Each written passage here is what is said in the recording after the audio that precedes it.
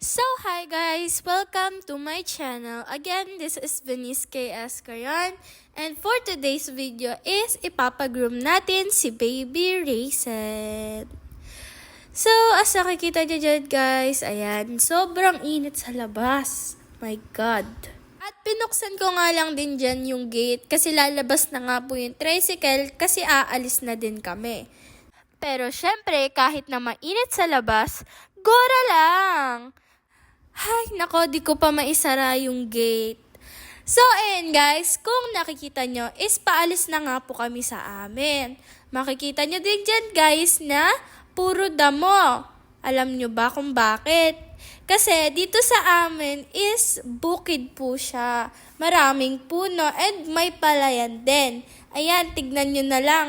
At sadya naman talagang napakaganda nga ngayon ng kalangitan. Tignan nyo naman, no? Asul na asul. At saka guys, alam nyo ba dito sa amin, napakalayo pa nito bago kami makalabas sa kanto.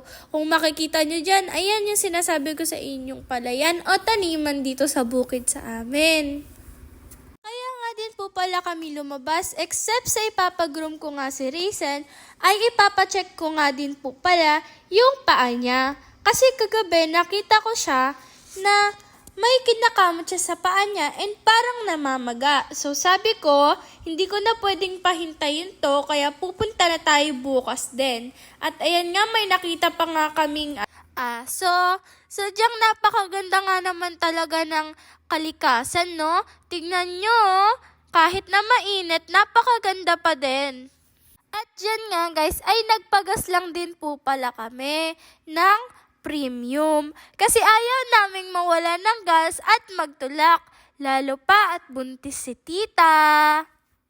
At yan nga guys, kung nakikita niyo yung pagmumukha ko, ay nagpapaganda lang ako. At ayan nga, inip na nga yung alaga ko doon sa loob ng tricycle. Kasi bukod sa napakalubak, ay ang init pa. Alam nyo naman ang mga fur babies natin ay madaling ma-stress o madali silang hingalin lalo pat napakainit na ng panahon. Sa wakas nga ay nakarating na nga din kami dun sa pag-groomingan ni Raisin. Kaso, ang sabi nila ay semi-kalbo lang daw ang available na gupit at hindi daw sila nagtitrim ng mga buhok. Kaya nag-decide na lang ako na magpagupit na lang dun sa isa pang vet clinic sa gilid ng Iba Town Center. Ang kaso nga lang, sa kasamaang palad ay hindi nga daw po sila naggugupit ng Sunday. Ang grooming lang din po pala nila or nagtitrim lang po sila ng mga buhok Monday to Friday to Saturday and half day naman sa Saturday. Kaya pumunta na lang kami dun sa last na vet na alam naming nag-grooming din. At ayun nga guys, naligaw po kami at napunta na po kami sa Palanginan. Ang akala kasi ni tita, may grooming din doon. Pero kasi yung nandun sa Palanginan ay clinic lang daw kasi nung nagtanong kami for the last time, sabi nila ay wala pa silang grooming kasi bagong tayo pa lang yung clinic nila. Yung last vet na pupuntahan nga po din namin ay sarado nga din. Kaya ang ginawa na lang namin ay bumili na lang kami ng walis tambo kasi nawawala yung walis tambo namin dito sa bahay. Ewan ko ba kung bakit nawawala. Siguro dinala na ng daga. At nakahanap na nga kami ng walis tambong bibilihin namin. Bali, ang bili nga pala namin dito sa walis tambong ganyan ay 100 pesos. Tinawaran na lang namin kasi ang presyo niyan dati is 120 pesos.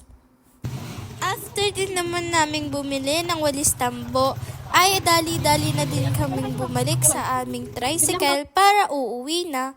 At ayan nga guys, kala mo naman pagod na pagod wala namang ginawa. So ayun lang guys, I hope you enjoy watching this video and sorry kung hindi din natuloy yung grooming na dapat ipapakita ko sa inyo. But don't worry, mag-grooming din si Raisin for tomorrow kahit na wala ako sa bahay. And please don't forget to like, share, and subscribe in my channel. Thank you!